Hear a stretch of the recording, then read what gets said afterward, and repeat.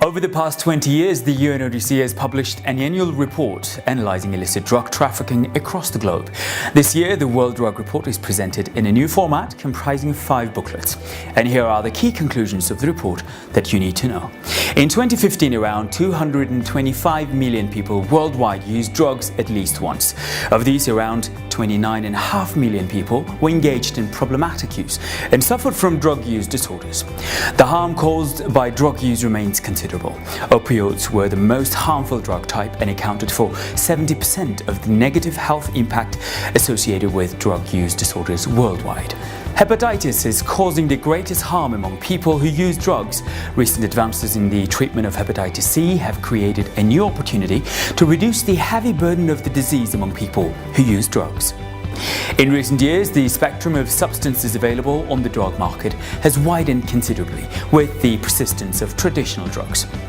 The drug market is thriving. The market for cocaine and synthetic drugs is expanding while opium production is on the rise. Drug flows are in a constant state of flux. With the changes brought by globalization and the spread of new communication technologies, drug flows are characterized more than ever by rapid changes in trafficking routes. Developments in the cannabis market. Most jurisdictions in the United States now permit access to medical cannabis, while 9 allow the cultivation of cannabis for recreational use. These developments appear to have affected the cannabis market and users' perceptions of cannabis nationwide.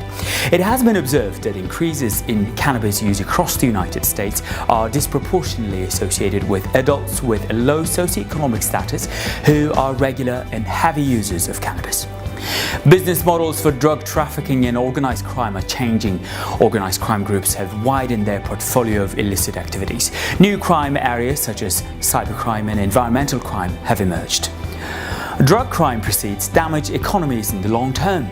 Corruption facilitates illicit drug markets, which fuel corruption. Drug trade benefits some terrorists, insurgent and non-state armed groups. There is very little reliable data for estimating the overall wealth of terrorists, insurgent and other non-state armed groups, which makes it tricky to estimate the importance of the drug trade. To access the full report, please go to www.un.us.